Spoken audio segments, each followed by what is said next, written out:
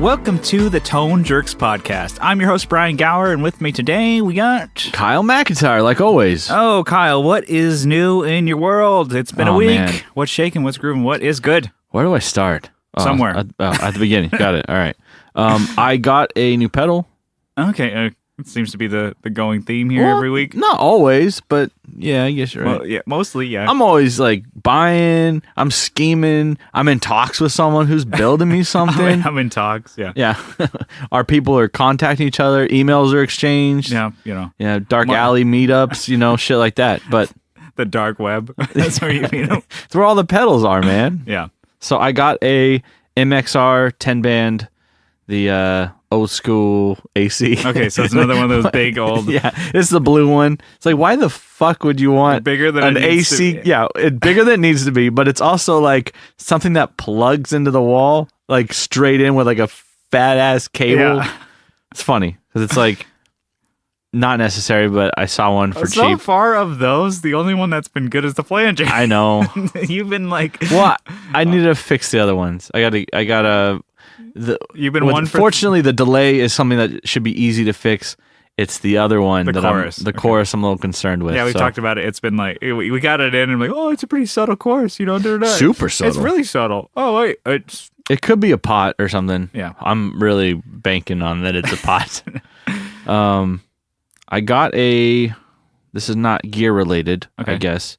wait. We're just, it's not like a bang, bang, bang, bang list. Oh, okay, I'm sorry. How is the EQ? Well, this is why I skipped to the next topic because I haven't even played it yet. You like got it in. You're I like, got it. Yep, it is blue. Yep, this is it the exists. one I wanted. It's not a figment of my It's about imagination. a pound, maybe. All right, back in the box. All right. No, I've just been busy. Yeah. And like my work is crazy. It's great though. It's just like when I come out to the garage, I'm like, I'm gonna play some Battlefield. Yeah. So that's what I've been doing. I gotta blow off some steam here. Yeah. Kill some noobs or pwn some noobs. Or pwn or be pwned, you know what I'm saying? Okay, so not gear related. Okay, can I progress now? I guess. Are we following the formula? I'll allow it. All right, thank you. Following the script, Thank okay? you, counselor.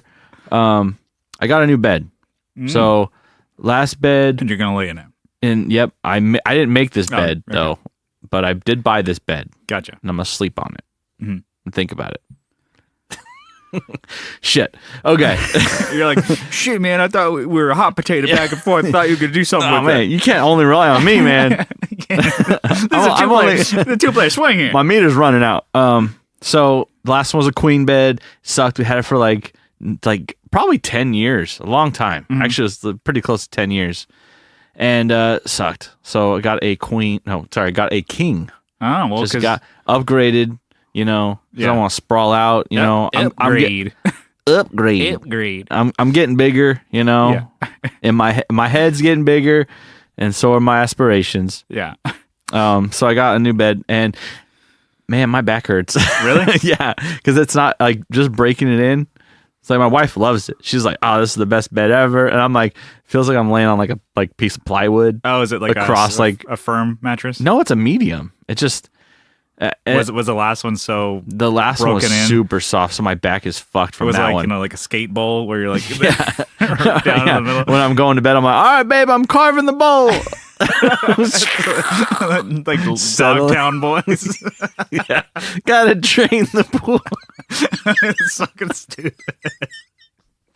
Oh man, yeah. So I think my back was so fucked up from the last one that this, like, my back is like straightening out now instead of like a reverse curve, like the lower, because my lower back was like fucked for like a year. Yeah. And now I've gotten, so the first day sucked.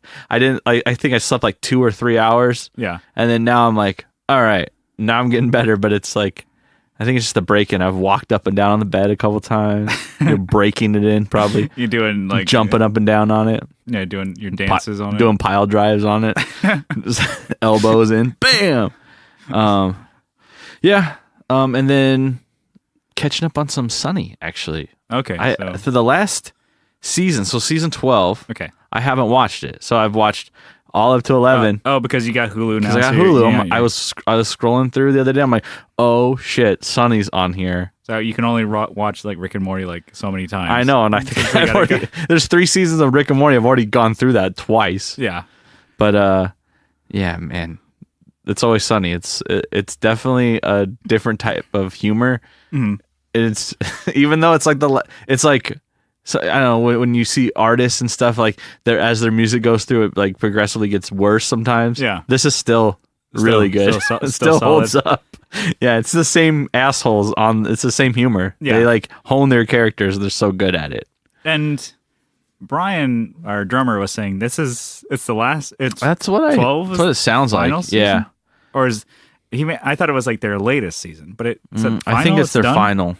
Okay, yeah, That's what it sounded like. I can't remember where I left off with the show.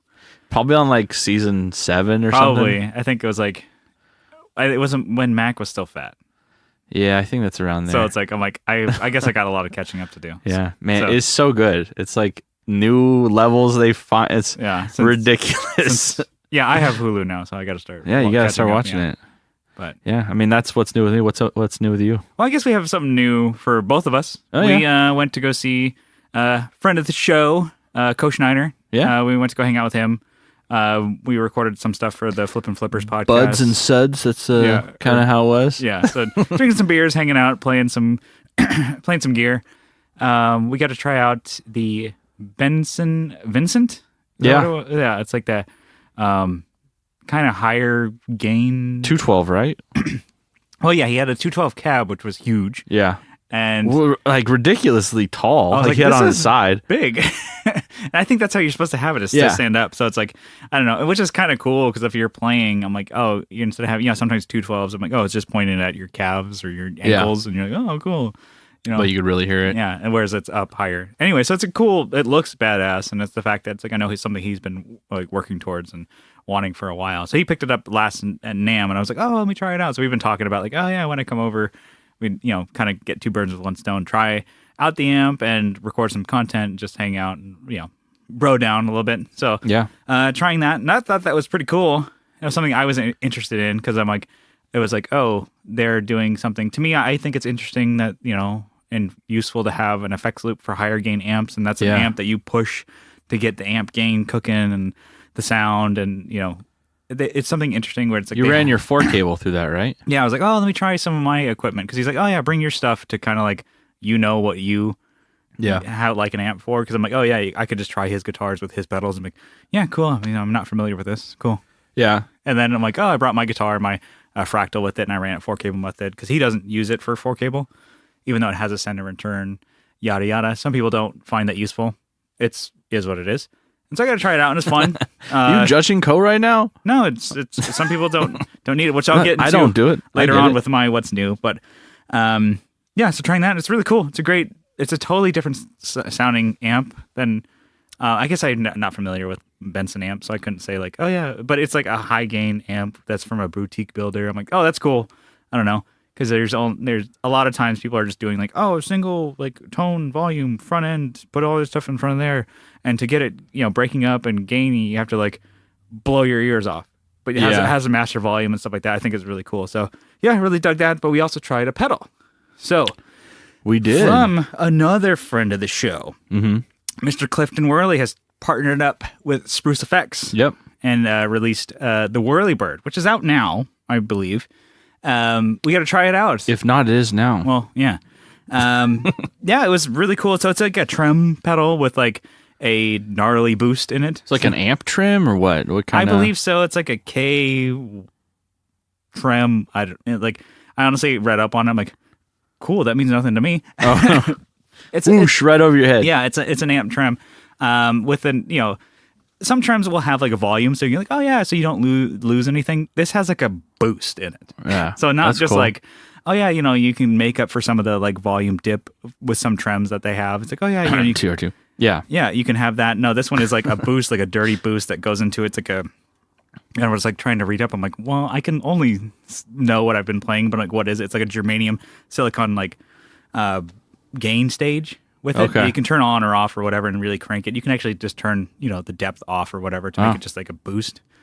And yeah, trying that, it is crazy. It can get like, it's not one of those subtle ass. Like trims. it doesn't sound like a vibrato or No, like we're. It's not like, I don't know, like you can get some trims where they're like barely there. They're like, whoa, whoa, whoa. Yeah. And you can like hear it only like, maybe it's like, oh yeah, you only just a little bit of texture. It can get like pretty like, it doesn't get subtle, which is cool. It gets from like, oh, kind of like, hey man, there's a trim it's on to holy shit. It's like it has like a graphic of a helicopter on there. Chopper. It's choppy. I get it. Oh, whoop. Whirly bird. Hey, it's a bingo Gotcha. bango. It's a quick one. What you doing? I see it. It was cool. It's a lot of fun to play. So I know he's selling those. Clifton's pretty proud of it, and I know Spruce Effects. Stoked to partner up with him, and I dig it. They're selling them for like 185. So it's like you're getting kind of two pedals in one, so you get a really cool boost. So if you're like the minimal kind of pedal guy, that'd be kind of like, oh yeah, you get a boost and like a dirty ass trim in there. It's a rockin' trim. It's a good price actually. Might go fast. Yeah, so I would say check it out. We were stoked to play that and have that a go. But yeah, that was kind of our combined what's new. But for me, got some new pedals. Oh wow! I guess I got. You're on the buying spree. Kind of. So, Shnobletone. I think we've talked about them or mentioned Shnobletone. Yeah. He has these pedals where he they are your volume expression pedals. He mods them to have a tuner inside of it. So most of these volume pedals have a tuner out, which you're going to have like at the smallest could be a nano sized or like pedal Polytune Nano or whatever, mini, whatever they call it. So like your mini size pedals. That's still like okay, another space on your board and running cables and shit. So he combines these. So you sent 2 pedals away. Yeah, I sent a volume pedal or VP Junior from Ernie Ball and a Dunlop Mini to get the tuner mod. Okay. And it is pretty cool. So I haven't been using my Ernie Ball volume pedal because it hasn't happened yet. No, it's been fine. There is volume suck or like tone suck or whatever people say. Like I haven't noticed it because I'm not like, where'd my tone go? Let me hear this or whatever. It's like sometimes like I lose a little bit of my highs with this. I'm like, Mom, have you seen my tone? Check that volume pedal. It probably sucked it right out of there. Yeah. That happens all the time, right? No. It's a common tale, I tell you. But very specific. Yeah, I don't know. I haven't noticed volume suck or tone suck or whatever the fuck. It's like in it because I'm not really listening that close. Because when people say, "Oh, you lose some of your highs," I'm like, there's a highs on your amp. Turn it up, baby, because you got it. Anyway, but one of the main reasons I haven't been using the volume pedal or VP Junior is because of like that string. I'm in a lot of these gear groups, and it's a common tale. It's like, this my fucking pedal broke. Or gotta watch that string. And I'm doing the same voice over and over. Yeah, I like a lot of people use them for swells, and they use all day. It's like it's more of like a maybe praise and worship kind of thing. If they swell in with the reverbs and the drives and stuff. My strings are squeaking. Yeah, or it's like it's a kind of a crappy open pot in there, a cheap pot, and then they put like lube on it. Yeah, it's like so it picks up a bunch of dirt and shit. And it's like it's a cloth string, which I'm like, okay, it's a cheap part, and be like, oh yeah, they're cheap, just replace them. I'm like, I don't want this to break on stage. Yeah, because when that breaks, I'm like, hey Kyle and Brian, fill in the gap. While whatever happens, wherever it stops is where it's gonna stay. Yeah. And so you got to take it out. Could be down, it could be up. Yeah, so it could be halfway. The mod that he does, or that I got on this one, so he put a built-in tuner. So he took a Polytune 3, shoved that in there, replaced the string with like a Kevlar lifetime string, so it's not gonna break. Upgraded the pot to a sealed pot, so it's not gonna get shit in there. And like then there's dog hair and looks like a comb, like a brush. And then there's a buffer in there. Nice. And then there's more like in and outputs, so you can like make it more like separate for the tuner and volume, but you can still run it as like a simple like in and out. But you can add like a pedal. Anyways, it's a lot more shit. Is that tuner always on? Yes. Okay, that's cool. And so I'm like all this shit added to it. I really think that's a cool idea. And I was and then the same thing for the mini Dunlop one. And that was one thing I was like, oh, nobody's doing that. I'm like, that pedal is like the size of like. I didn't see that one. You didn't bring that. No, I have that on my other board. My your mini board. No, my bigger board. Oh, I have the smaller pedal on a bigger board. Anyway, so it's cool. I really dig the idea. And people say, oh, because I'm like, okay, I want less shit on my board and it's all in one spot, whatever. And because I don't use a lot of tuners with Evertunes, but I do have other guitars that don't have the Evertune, so I need to have a tuner on my board.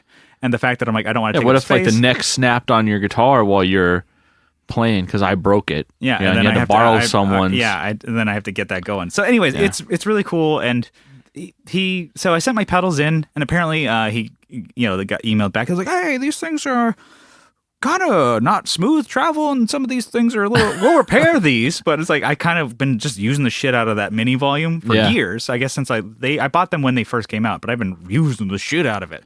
And he's like, yeah, it's like there's parts. It's not a wah, dude. Yeah, parts of these are kind of, worn out here, but I guess I'll replace them. Don't worry about it, dude. I'll replace it. Oh, nice. And so I sent him my dirty ass pedals. I've been using these things like and I'm like, man. And I ripped off the original like grip tape, or sorry, the original like rubber or whatever, and I put on like this heavy like skateboard grip tape. So I'm like, and he had to take that off in order to put on like tuner and cut it and fit it. And I'm like, that must have been a bitch, but it came back looking so professional. It came out really well. It looks like it was made that way. Yeah, and I was like, so anyways, I got those back, and I like the idea so much. And Ernie Ball, this last NAMM has announced or showed off a prototype that they're doing, so it's very similar to the Shnobletone thing. He's been doing it for like 3-4 years. He's been doing the mods for 3 or 4 years. Yeah, so it's been a while, and I was like, oh, okay, cool. It's like Ernie Ball's doing it, but I'm like, I'd rather get his. Yeah.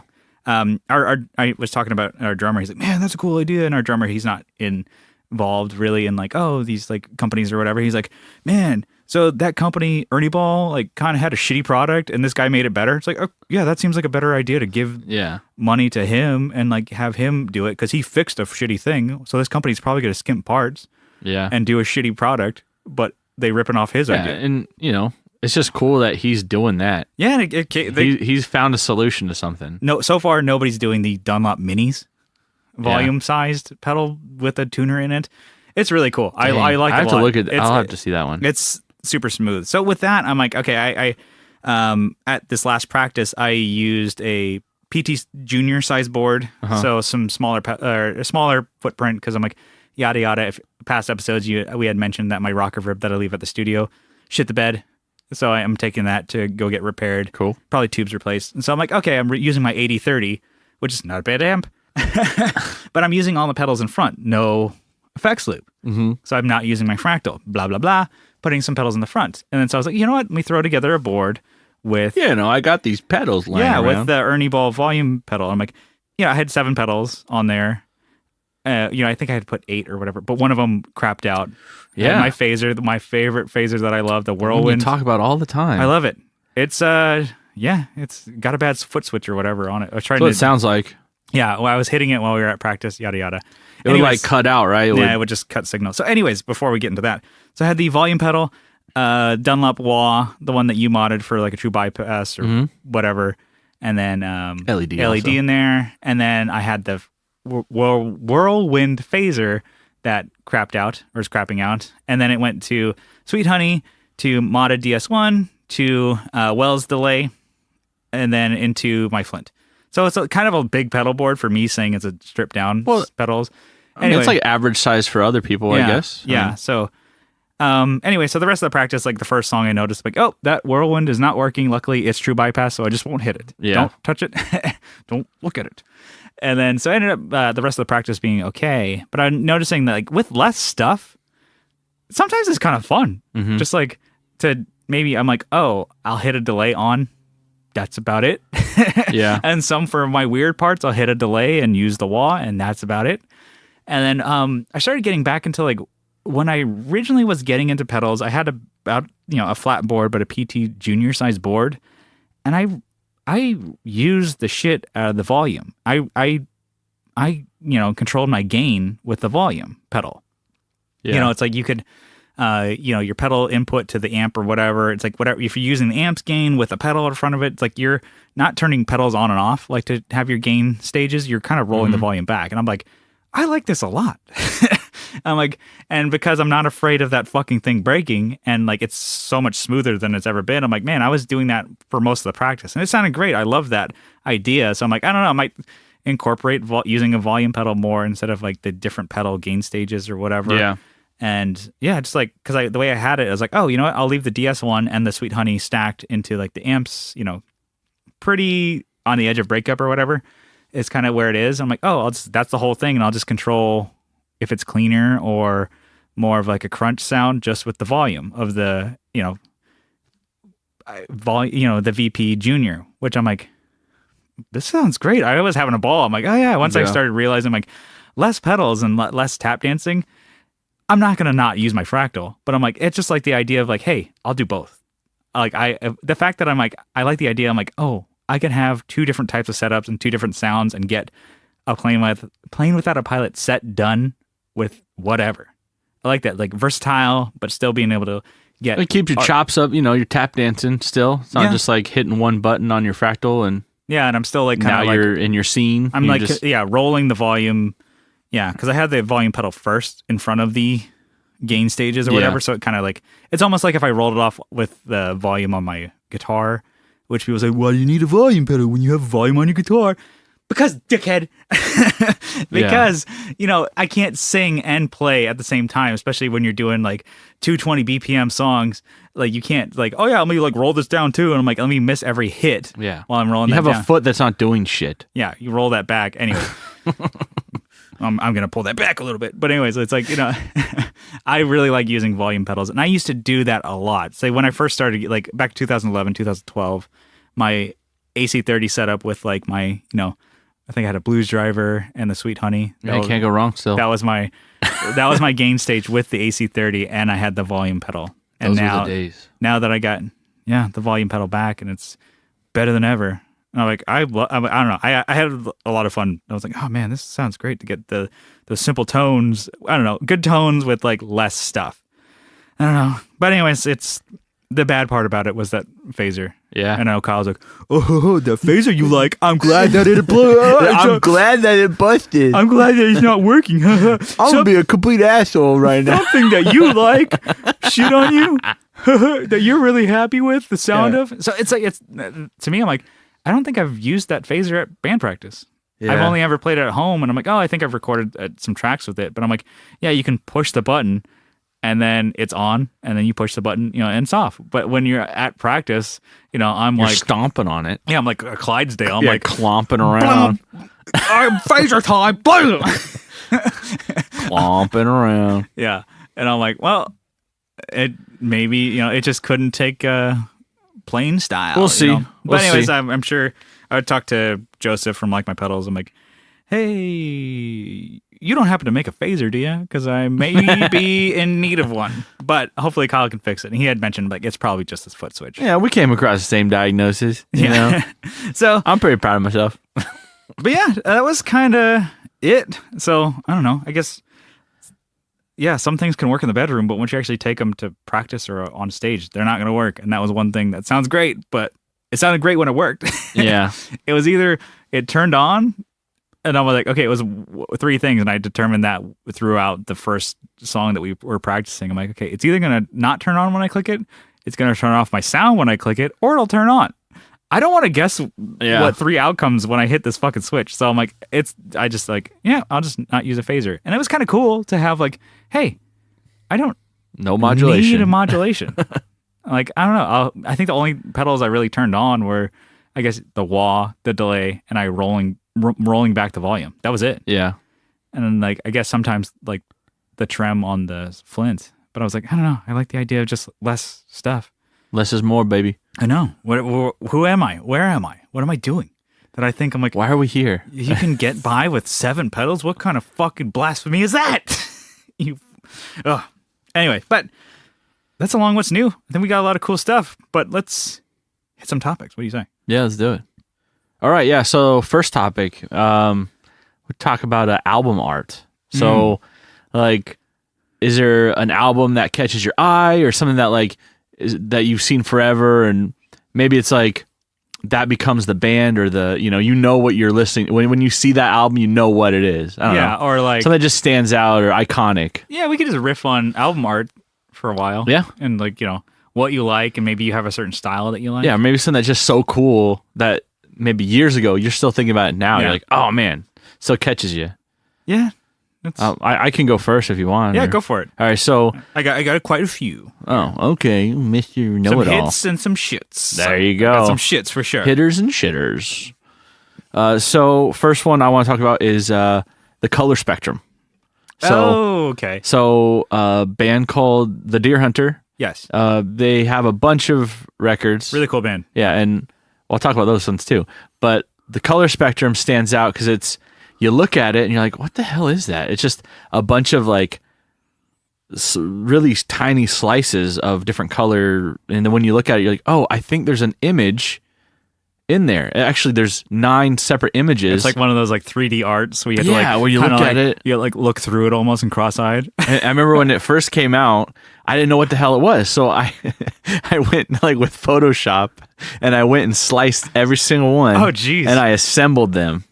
So there's 9 slices. Yeah. And there's 9 pictures. So so like one is of his dog, one is of like something like maybe not fan art, but it's like something that somebody drew. Maybe? Yeah, it's definitely like some of them are hand drawn, some of them are photos, some of them of trees and stuff. So the concept of the color spectrum is the colors, of the color spectrum through sound. So yeah, like what? Okay, yeah. You have red. Red's more aggressive, and they talk about things that are red sometimes, but they're not like black is more industrial. Yeah, and like electronica sounding, and so it's kind of cool. And when you look at those pictures, you're like, oh, that's totally, that's a river scene. That's probably water, blue. So it's that's just really cool. I never knew they were actual pictures. I mean, that's damn.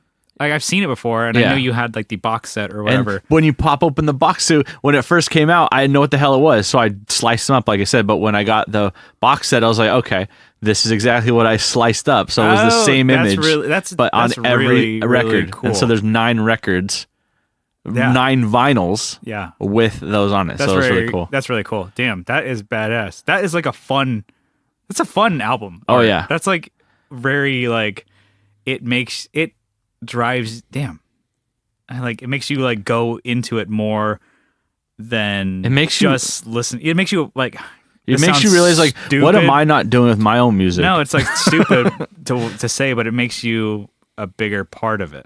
Like the album art isn't just there to like, oh, we need something to fill up a space. It actually like makes you dug in deep to figure out what it was before you actually got the physical copy of it. Yeah, you were so invested. Because I when I looked at it, you're like, man, did they just like shit the bed on the art? On like, why did they do that? And they then just phoned it in. Oh shit! That's I think that's fun. That's and cool. Other stuff they've done. So they have like a bunch of concept records that tell one story. Right? I think I've talked about it before. Different acts. They have different acts. So every record, they have like the art is all themed the same though. Yeah, it's done by I think the same artist, sometimes different artists, but it's always to do with a tree. Yeah. Which is cool. It's symbolic for growth, for death, for everything with the way that trees live and die. So it's kind of cool, and it's on every single record. Yeah, and you can basically look at the individual art and see how it progresses and how it becomes more vivid, and I don't know. It's just interesting to look at. You could really focus in on it. Yeah, the fact that they keep the theme. Yeah. It's part of the acts because they venture from that and they venture from that storyline and do other songs and other albums. Yeah. How many parts were you, or how many albums? There's 5. Okay. So they're making a 6th one. Okay. Apparently. Nice. So we'll see. They ain't done yet. Yeah. That's very cool. I guess this one is not as deep. Oh, okay. At all. This one's like a puddle, you're saying? No, yeah. I mean, mine is about as deep as a puddle. I really did like when I was younger. It's still actually a really great album. The Blink-182 live album, the Mark, Tom, and Travis show. Yeah. It's a cartoon of their show, and you can actually pull it out and like open it up. It's like one of those digipacks. Yeah. It was a CD, and you can see, I mean, you can... The art of the crowd and the art stage. of the crowd, and there's like little like Easter eggs if you're like a fan of Blink-182, like from music videos, from this, Yeah. like from songs, Bunch of characters and- cartoons and characters. And it's a cartoon. It's very like pop art looking thing, and the caricatures of the band. And I thought it was fun. And I was like, when I was a kid, I was like, oh, and so it was a funny record when I was a kid. A great sounding album, not live at all. You could tell they were. It's true. They went back in the studio. Produced. And it was actually a great sounding album. I listen to it again now. I'm like, that defined pop punk bands in 2000. Their jokes, the jokes, the fucking look of the band. Like everybody was wearing the Dickie shorts, the fucking like backwards hats, like Hurley's skateboard shirts, Billabong. Every drummer wanted to be Travis Barker. That's true, and a lot of them still do. It's like they're like, listening to that. It's like because they had Dude Ranch and stuff like that, which was Scott Rayner, and then when they did Enema Strikes Back, or no, Enema of the State, because the album was Mark Thomas Trower's show, Enema Strikes Back, because most of the songs were from Enema of the State that they did live. Yeah. It like his live drum sound was completely different than the recorded one. Because it's a big recording, obviously, but live, I'm like, his cymbals were like, his hi-hats were so fucking crisp. His his crash ride, everybody wanted that fucking sweet ride with a brilliant finish, 21-inch. Like I knew every drummer wanted that. Every pop punk drummer had that ride. And snare drum tuned high as fuck. Not quite a piccolo, but but close. It's like everybody's like bah, bah, bah, bah, bah, bah, and like every drummer wanted that shit. Yeah. And then everybody's like bah, bah, bah, bah, bah, bah, bah. And it's like it's like the really high rack tom and sound, the really low floor. Like 2 floor toms. Or just one sometimes. If it was that was your drum sound. Every drummer wanted that. And everybody in the bands wanted that. Yeah. Every band wanted that cannon kick drum. And I was like listening to it, I'm like, that sounds killer. That sounds great. If you had a drummer that had it's not like it's good for pop punk. That's it. You couldn't have that in some like rock band, like if you're trying to do maybe like stoner rock or rock and roll, you couldn't have somebody like that couldn't be your drum sound. But for pop punk and listening to it sounded great. And bass, I'm like, everybody had that P bass Ampeg sound, which is a classic still bass. Do. Yeah, it was like I think it really defined. Anyways, that's not even artwork. I remember like loving that as a kid. I like cartoons now. I'm a grown ass man. I still love cartoons. I'm like, it's such a cool artwork. And then it's like even like it's like the liner notes was just like a photo collage. It was like a very cool photo collage of like when they were younger, when they were on tour, stuff like that, and like the stage sets, and like they showed like their guitar rigs, their guitar boats and stuff like that, when the amps and setups and stuff like that. It's like, so it was a fun album to listen to, fun album to look at the artwork. Well, it sounds like the way they comprised that or composed it or however you say it, whatever, just kind of reminds me of Dookie. Mm-hmm.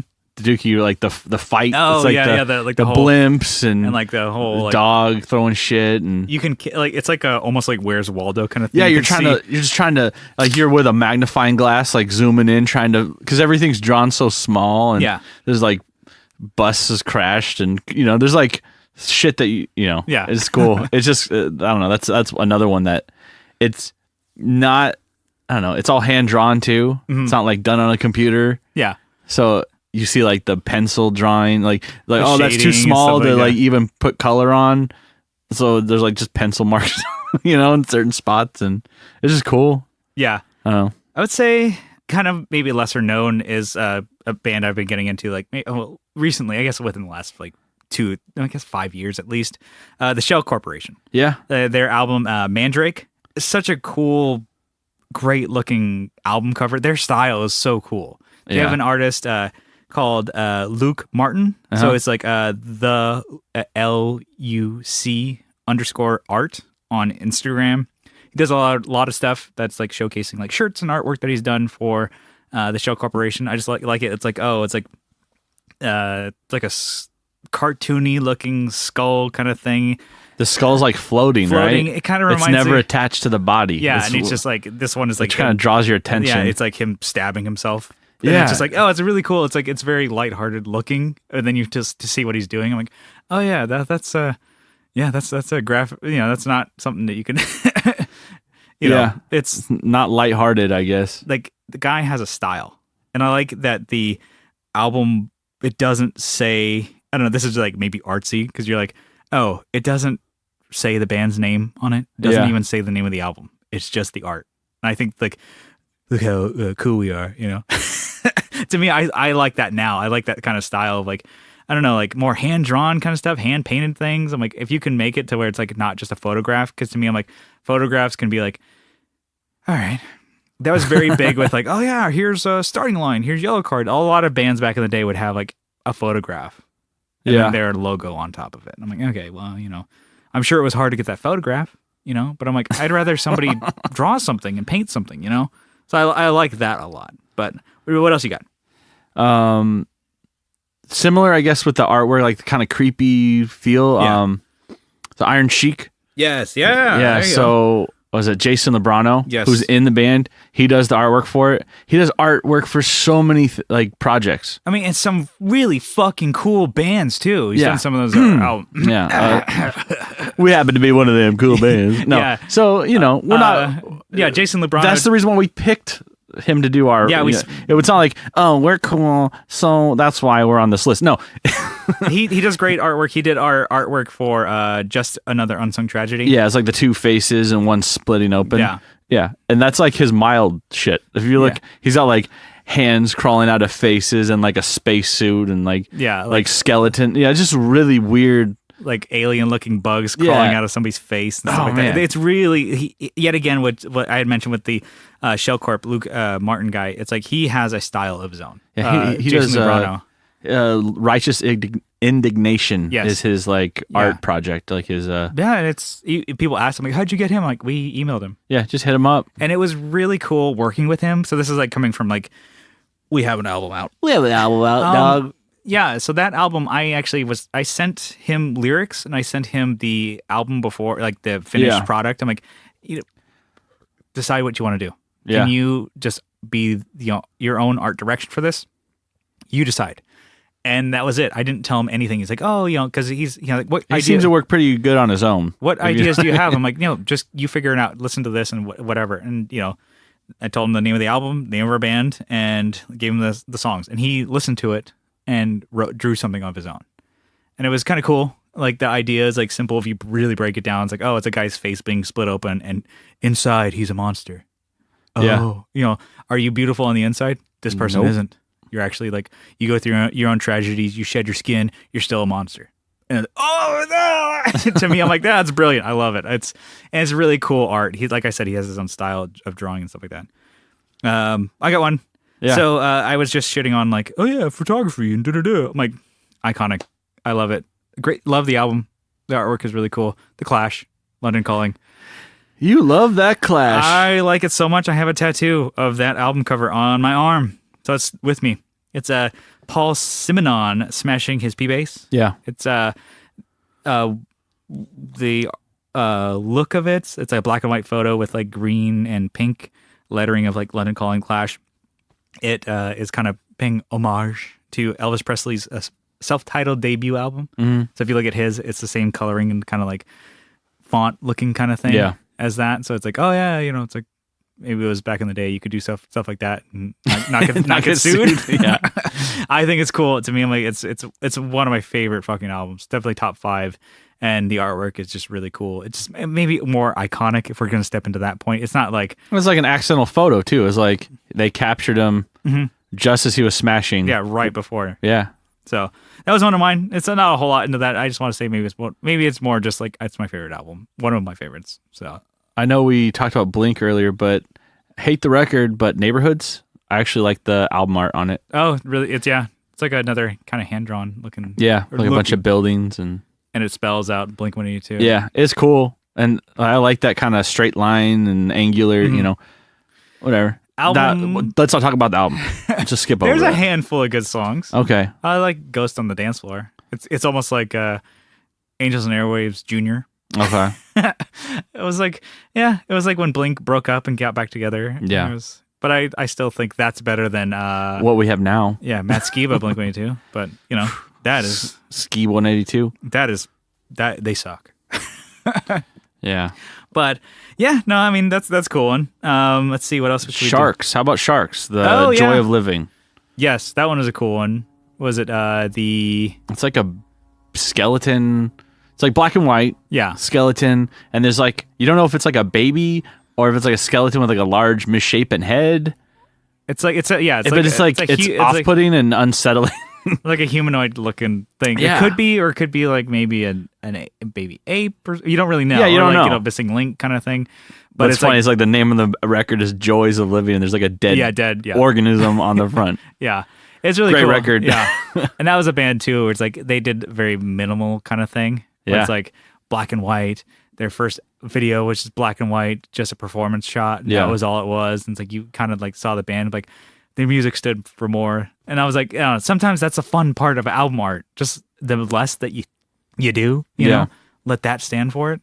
And sometimes that, can go the opposite way. It's like your album art can direct your whole performance that you do for the, leading up and promoting that album. It's like, Green Day is one of those big things. It was like, American Idiot and, 21st Century Breakdown. Their whole live sets and everything were followed the art of the album. They had like the backdrops. They changed like burning cities and crazy. They had like huge televisions because it's like, oh, we're in 21st century and everybody's digital age and even back in 2009 or whenever that came out. It's like it's like the internet and everybody's on it, talking about that shit.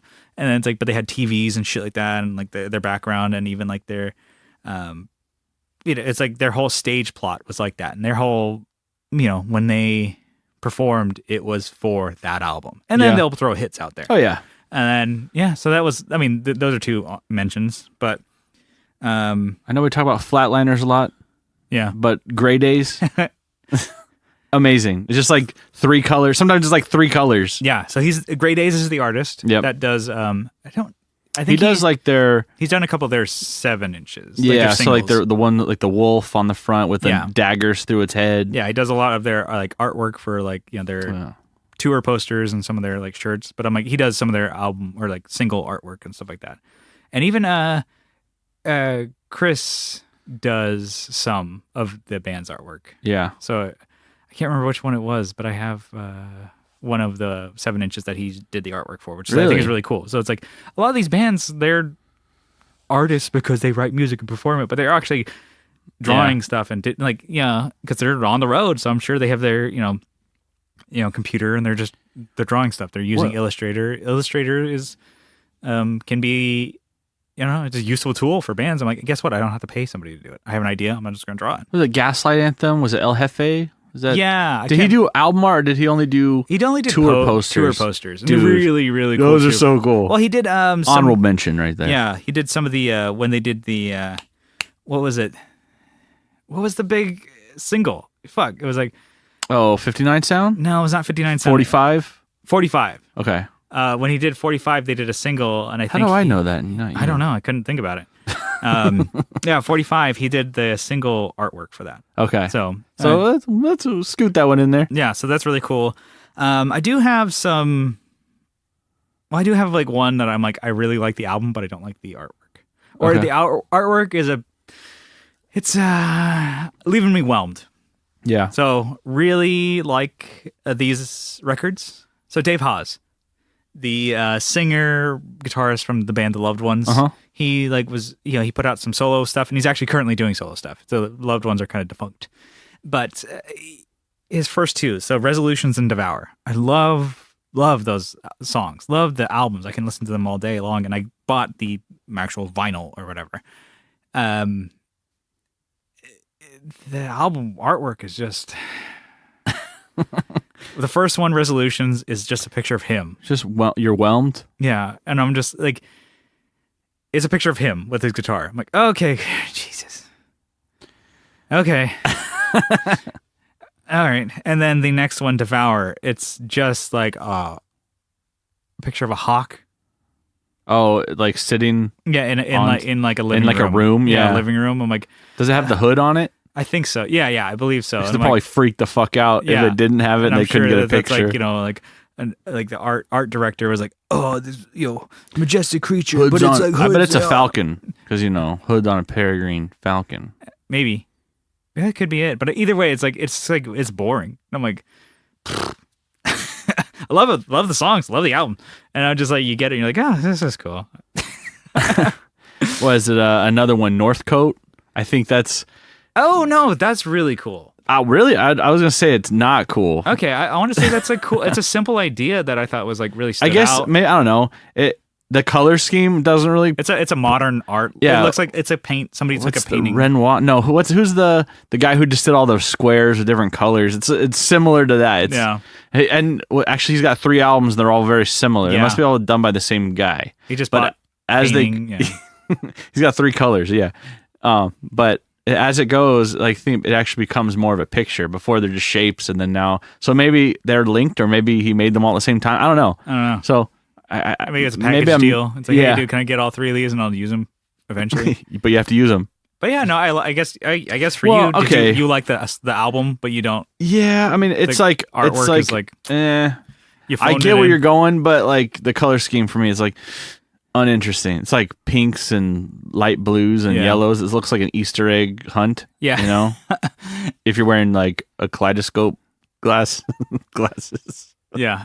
Is that a thing? I don't think so. You're wearing Easter colored glasses. Is that a rose colored color? What a fuck it. Okay, yeah. Moving on, that was dumb. I don't know, there's some cool ones. I don't know. We were joking before. My dad was really big into Iron Maiden. The Iron Maiden, like he was telling like, you know, he has some of the picture discs. He has some of the artwork. I can't think it's Number of the Beast. I can't remember which one it was. He was like, sounds like it. Yeah. He was showing me. He's like, they just don't make art like this anymore. Back in the day, you could get a record and you looked at the artwork 30 and years it ago. made sense. You know, you had that, you listened to it. You know, they just don't do that. And he was showing me once, like, look at this one. You see that? I'm like, yeah, no, it's cool. Look at this. You see Eddie? He's down there, but the devil is over him. So he's being controlled. He's like a puppet, right? Yeah, but look above him. Eddie is also above the devil. So the devil controls Eddie, but Eddie also controls the devil. You get it? And I'm like, life lessons from he's Dad. Like, he's looking at me. I'm like, he's expecting me to like, just like, I don't know, have an aneurysm or something. It's like, call an ambulance. Can you deal with that? my old man. He's like, so anyways, those are kind of fun, like picture discs and stuff like that. It was just like, no, with a picture disc, does it ruin the vinyl? I couldn't tell you, but even the album artwork, you know, and like back it was like Iron Maiden was Eddie. It was like the shirts, the stage. He's climbing out of a grave, or he's in an asylum, or he's staring at you. It's always looking at the camera. He's always whatever the viewer's perspective. He's always like painted and cool and whatever. I'm like, it's not. You're like on the fence with that one. It's like it's cool, but no, like, I'm not saying it's bad. I'm just mentioning it. It's not like it was just my dad's hot. Oh, take. you're neutral on this. My dad's hot take. I'm just a messenger. So think about that. The devil's controlling Eddie, but Eddie's also controlling the devil. Oh, are you looking at me like? Did he drop the mic when he did that? I was like, he was going through like old records and stuff like that, and he was like, "Oh, look at this! They just don't do this anymore." I'm like, "Okay, why can't you do something that good?" I'm like, "Well, I drew my last album's record. Why can't you do something this good?" Yeah, there's one. I did Cutting Ties, Cutting Losses. I drew that one. That was fun. So I don't know. There's so many different ones. There's sometimes like having clean and less, you know, for an album and just let the music speak for itself. Yeah, man. I don't know. That's kind of all I had. Do you have any more? No, that was it. Yeah, we beat that one. I mean, I don't want. Okay, tell me one more. All right, let it out. All right. So give it to me slick. I just came across it today when I was scrolling through some new music I'm listening to, but Mitch Murder. Who? I know. It's like this electronic shit, whatever. Mm-hmm. But all of his art is like super retro, but one of them is like super realistic, like a oil painting. Oh, okay. Like a cover, like on like an 80s book, like a dude answering the phone with like a surprised face. It's like, that one caught my attention. Like, oh, dude, like it looks like someone drew that with with a paintbrush. Okay, yeah. Somebody actually took the time. So who was that again? Mitch Murder. Okay. He sounds like a nice guy. Yeah. But it's just I don't know, just a random one. That one I guess stuck with you in the digital age when you're It's called The Real Deal. That's the name of the. You're on your phone there, and that one stops you in your tracks. Yeah, and it's like a super. So you listen to the track. Super like 80s looking. Oh yeah, it just like captures your attention. Okay, yeah. I guess we'll maybe I will actually do it. Maybe I'll take a Imgur link. For Yeah, all we these. can. Yeah. Well, I said I was going to do it once, and then I never did it. We can just make a playlist too. So people actually listen to it. Yeah, that's a good one too. It's probably easier. Oh, damn it, Kyle! You come up with these good ideas. All right, let's move on to the next Who's topic. hosting this podcast? Yeah, Kyle, you should fucking Who's host this one. hosting who? Ooh-wee. Hot damn. Okay, so a few episodes back, we did a call out for topics and questions and stuff like that, for the podcast. So this is one that we never actually got to. From the Facebook group, Daniel, here we go. Got my cleaver. I'm going to butcher this name. Jeez. Absur. Daniel from Carcharias Effects. Okay, well, you could have led with that. Yeah. There you go. Well, I'm trying to let you grow, Brian. Sorry, I mean Daniel. I can't read. Sorry. Yeah. Daniel from Carcharias asks this simple question. Well, it's four words coming at you. Comes along with the theme actually. I think we're talking albums, album heavy episode. Yeah. Hey, this one is the album dead? That's a pretty simple question, I think. It's a simple yes or no question. Yeah, yes or no question. Oh yeah. Just answer it real quick. All right, move along. And then let's close it out. That's all, folks. We finished first. It's not a fucking it's like golf, like the lowest score. We won. What did we win? He's heating up. Yeah, from downtown. Okay, so I got a couple, little key points here. Do you want to go first? You want me to go first? What do you say? How about that? Yeah, you go first. I went first on the last one. Okay, so I would say no, but also albums aren't as big as they. I don't know. They don't resonate with me as much as they used to. Yeah, it's not dead, but it might be dying. Yeah, or it won't die because it was never living. How about that? Oh, okay. Wow. Okay. Wow. Just fucking take existential crisis over there. Taking a pass. So, to me, I'm like, great albums that you can listen to from front to back are fewer and far between nowadays. Yep. Nowadays. You got to hunt. You what?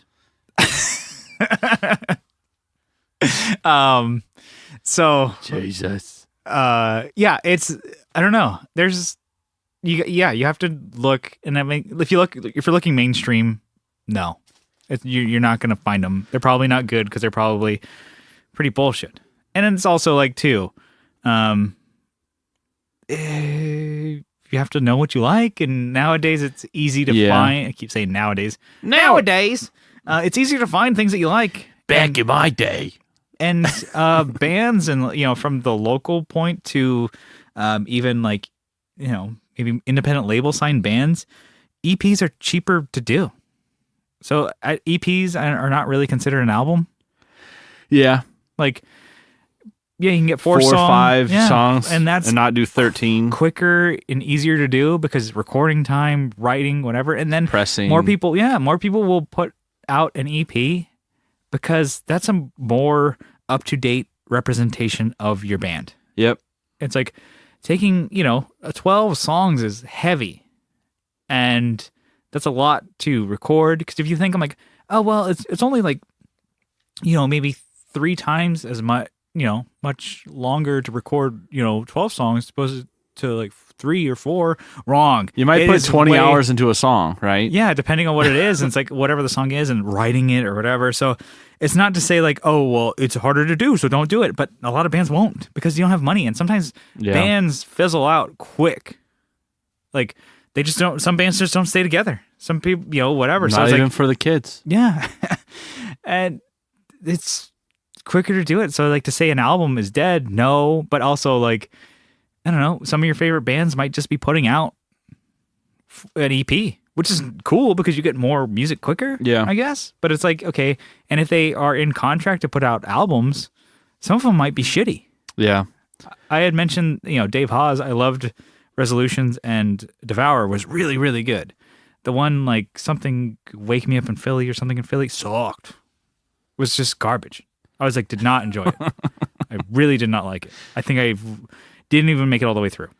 That's how bad I to like somebody so much to not like the next one. Anyway, so it's like you could have made that an EP of your 3-4 best songs, and that would have been better for me.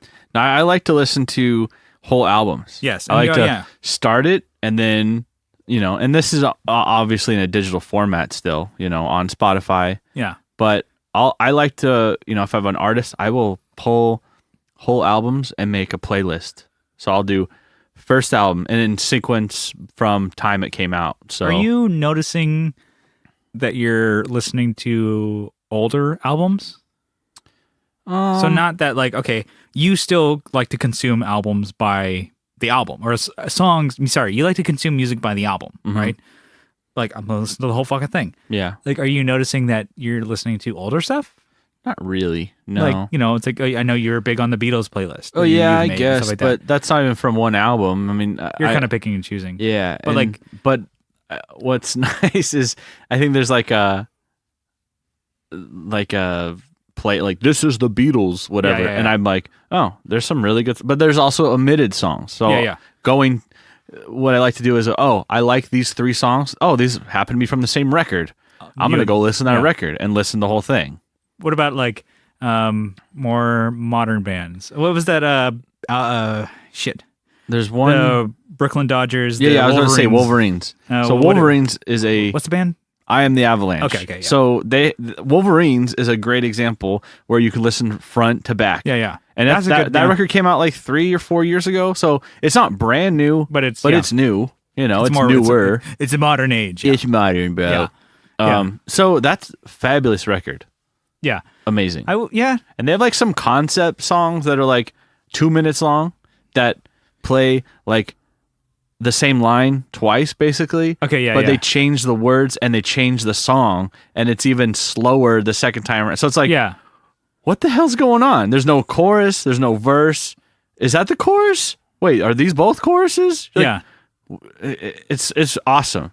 It's it fucks me up. The first part is like negative, and then the second part is positive, but with like the same words changed around. Are they even doing the same riffs and stuff? Yeah, like that? yeah. Okay, so callbacks. It's like this is the best day of my, or this is the worst day of my life. Okay, yeah. And then this is the best day of my life. It's like, what are you referring to? Make up your mind, bro. Yeah, come on, bro, pick a lane. Pick a lane. I knew you were gonna pull that. That's one that I would love. Yeah, and it's always in my deck of cards. It's always in my hand. I would say I don't know. It's like even bands I love. I love Green Day. Yeah. But their latest one, Revolution Radio, there was a handful of good songs. Really good songs. Really and there was good. A handful of fucking stinkers. Yeah. Where it's all like, oh, piss break. Yeah. If you were listening to it. Does that ruin the album? No. For you? For me, it does. Because now. Because I want to start it, and now I got to stop like halfway through. It's like there's with Spotify, iTunes, whatever. You can do that. You can just pick and choose. And you can make a playlist that has it. You can just buy the songs that you do like, which is, I don't know, cool, but it's also like, it's like, exactly, it's like you write an album and, I've done it, you've done it. We write an album for people to listen to the whole thing. So is the question, this is actually a really complicated question, actually. Yeah. Is it the physical album he's referring to? Is that album dead? Or is it the album as a whole, as a creation? Well, is that the part that's dead? I'd say either one is not dead. Okay. Because perfect. You just answered it both. Love it. But no, I mean, to take it from both sides too. It's like, okay, I don't really consume music by like listening to a physical thing, like a physical CD or physical album really much anymore. Mm-hmm. It's all digital, and it's easy to listen to Spotify. It's easy. I mean, I pay my fucking $9 a month. Let me listen to Spotify. Don't judge me, okay? Or let me have this one. It's the stuff that you have on iTunes or whatever you download from Bandcamp or whatever. Yeah. But you still bought it. It's like I don't advocate, stealing music. But if you're streaming it on Spotify, yes, they people get very little money, but they're still making something. Yeah. Or if you buy stuff on Bandcamp that you can't find on Spotify, they're getting money. Mm-hmm. Or Bandcamp takes a fraction of that or whatever, but they're still getting it. So it's like I still say buy and don't pirate your music. Yeah. But there's it different soapbox. Get off of that one. It's like it's so easy to listen to the music that you want to listen to now. We are in charge of our entertainment. You take your own course of what you want to listen to. It's like there's something that doesn't speak to you. You don't have to listen to it. You can. I don't know. If the band didn't write an album that speaks to you completely, it's not shit. Yeah. You can still find songs you do like. Another example, sorry to dwell on them, but everybody knows them, Green Day. It's like they did the Uno Dos Tre. People say, those kind of fucking suck. But I'm like, well, they had like at least 4 good songs on each one of those albums. They had 36 songs, something like that, 30 songs total with that whole release. But you can make a playlist of the 12 favorite songs, and that would be a good album. Yeah. And it'd be like, well, is that a failure? I don't know. They still wrote good music. Yeah. Well, was it Screaming Bloody Murder from Sum 41? Yeah. Great record. The whole thing's good. Yeah, it's such a great record and it's cool. It's such a random record too that sucks because it was so good that nobody listened to it. Yeah, I'm sure like they were huge in Canada, but here it's like, yeah, Screaming Bloody Murder, is that your favorite? No, what? I like All Killer No Filler. Yeah, El Camino. So was it the next record that came out? I can't find a good song on it. Like a song that speaks to me. Yeah. It was recorded really well. Yeah, it sounds great. It's just a different theme. And that's what's cool about a record is you can pick a theme. Yeah. And that's what Screaming Bloody Murder does. And it's like it's so stereotypical, but it's like it's a time capsule of the band. Yeah. And that's when I say like EPs are that. Yeah. And you can get those out quicker, like you're saying. And that's what is cool about it nowadays. Snapshot. For smaller bands, and I bet it's going to go more towards EPs for bands. Yeah. Like even bigger ones. Because they're better. I don't know. I mean, they're not better. Because you could make one, you could do one like 2 months. Yeah, you can do one. Like, guys that work full-time jobs. Yeah. Or even bigger bands, like they could do one every, year. Yeah. An EP, like a 3-4 song EP would be easier to do. Mm-hmm. If a band's like touring, perfect. Yeah. You write the songs on the road, and then somewhere on your trip, you can record it. Yeah, it's like, or even just like listening to, the band MXPX. They had to do a big Kickstarter, and they're like, oh yeah, we'll put on shows. We'll help you guys. If you guys help support the record, they did it all DIY. They were a signed band. They had, whatever thing, they're not now, but they still have like songs to put out. They're doing it, They're doing it, and they're killing it. They're doing big shows. They're, New York, they're doing Japan, they're doing whatever. They're, big, fly date shows, and they're smart about it. And then, they put out, a full length, and that was hard to do. That was a big step for them. Their fans pulled them through because they wanted to hear it. And they have like their fans expect a certain quality too. Yeah. And now I'm like, okay, I wouldn't be surprised if, they start doing EPs because I'm like, they have the momentum going now, and they are, a semi-pro band. I like it because I follow I think Mike and Tom on Instagram. Tom's thing is like, I'm a mechanic or whatever, by trade, but I also play in a semi-pro band. That's his thing. Like, we're a AAA band. Yeah, something like that. It's like his description. So he's like, yeah, we're semi-pro. I don't know anything about sports, by the way. Yeah, neither do I. But it's fun. It's like, yeah, they could do that. So I wouldn't be surprised if they start doing that. Maybe their next releases are EPs because they're like, oh, we can maybe do, money that we're making from touring, or if like, we get money, another Kickstarter, they'll be easier to get. And now that we have the momentum, we're not like a brand new album that's, we've been out of it for so many years, getting back into it, but now we have the fire, yada, yada. We're writing, we're playing, yada, yada. So anyway, I don't know. I think EPs are going to be, we might see that more often. Yeah. Because like albums are expensive. They're expensive to do. Yeah, you need help usually to put them out, and you need to have the material to put them out. Yeah. It's no longer nowadays where it's like labels are like, well, you have this 10 record contract. Yeah. You got to have 12 full-length records. Like if you're like a working band where like that is your job, it's hard to make the money to stay on the road, to play shows, and to also cut a full-length record. For us, I'm like, I don't know if we'll ever do another full-length. I mean, the time being, I like the idea of EPs. Mm-hmm. We have one that I still need to finish. So, well, I need to be on that too. We need to finish it. We need to finish it. So, 4 songs. We just got to find time to do that. And anyway, I don't know. I said all I needed to say. I don't think we ever answered the question. No, they're not dead. No, all right. It's death is in the eye of the beholder. That's true. Are they dead to you? Well, hey, you can change it, or you can like not mourn the death of it because you're still listening to music. Yeah, and hopefully you're not pirating it. That's my biggest thing. All right, I think we're done with that topic. Let's get out of here. Let's go. But before we head out of here, I want to say thank you for tuning in to the Tone Jerks podcast. Thank you so much. And if you guys like the show, you can help out by leaving a little review on iTunes of the show. Hopefully leave us a star review and then write us something. Hopefully 5 stars. And the quantity of your choosing. Yeah, I mean, hopefully 5. But, hopefully you write something nice. Or if you don't, fuck it. It's choose your own adventure. You let us have it because... we let you have it. That's why. All right. So we have a new one, which is cool. Yeah. It's nice, This one is 5 stars, which is, that's real nice. This one from Right D27 says, title, Killer. This one's quite a mouthful, actually. Yeah. This one goes a little something like this. Killer, 5 stars from Right D27. Really good show. A nice balance of humor, gig/studio stories, and information about gear. I'm in my 50s, and I swore off being in a band decades ago.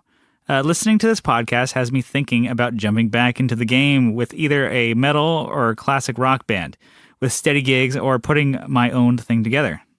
Nice. That's cool. If I may, my stripped-down pedal board would be the Ibanez Sound Tank Delay, nice. Fender Starcaster Distortion, Behringer Super Chorus, Behringer Compressor /Sustain. Cheating. I'd run that into my Behringer 3 amp, or amp 3. It blows my Line 6 Pod 2.0 and Zoom 3000 away. And the amp 3 runs into 2 Marshall Lead 12s. So, thank you for leaving that. You. I mean, thanks for the 5 stars and thanks for the kind review. I mean, that's a nice review. That's cool. I think we're not nice guys, but he's leaving us a nice review. I think it's honestly, it's really cool that the show is inspiring people to play and want to play. Because, we, can talk all day about, this is the gear that we have and we like this, or this happened in the guitar industry. Yeah. Well, let's never actually use the stuff. Yeah. I think it's cool that people like that. I thank you so much for listening. Thank you so much for leaving a review. But get the sappy shit out of the way. If you guys leave us a review, written one, we'll read it on the show. What if it's emojis? Yeah, I mean, well, I'll do my best. But if you guys want to join along, you guys can do so on the internet. Find us on Instagram at The Tone Jerks and search for the group on Facebook. Just search The Tone Jerks and you'll find it. And if you guys really, really like what you hear, you guys can help support the show on Patreon for as little as $1 a month. But if you guys double down for $2, $2, man, you guys get an extra episode every week. And just for supporting the show, we're going to give you guys a huge shout out. Kyle, you got a list. Give me those names, baby. I don't like when you call me baby. Okay. Hey, baby. Oh, I like when you say it like that, though. Babe. All right. Jim Bowers, Jamie Davis, Co Schneider from the Flippin' Flippers podcast, Adam Rohr from the Let 'Em Hear podcast, Woo. Woo. Abe Newman, Michael Newman, Andrew Walsh. I was laughing over that. Can I say that again? You're fucking me up. Yeah, you should just shut the fuck up over there. Got a peanut gallery. Andrew Walsh. Oh, there you go. That's the voice. Jason Fuzzmonger. Doug Christ. Doug Gann. Doug King. The Brothers Doug. I dig it. Yeah, you guys should form a band over the internet. Dug it. I think I've used that before. Probably. Johnny Ray. Joseph from Like My Pedals and Will Lehue from the Just Surprise Me podcast. Oh, yeah. Yeah, check him out. Kevin Equits from Equits Guitars. Leon from Pelican Noise Works. Sean Arbo from Gun Street Wiring Shop. Steve Mike. Stephen Conradi. Sean Fahey. Bruce Banana. Digger from Fatfoot Effects. Brett. Alexander. Colin Smith. Alvaro Viramontes, Nicholas Payson, Brian from Nutter Guitars, Aaron Taylor, and Matt Quine. There you go. Yeah, well, I think we'll mix them up, I think, at some point. Yeah. Just shake them up. Shake it up. Yeah, shake what you got, you know what I'm saying? Thank you guys so much for helping the show, and thank you for tuning in and listening. We will see you next week. All right, bye-bye. This one's for you. I don't even have one, damn it.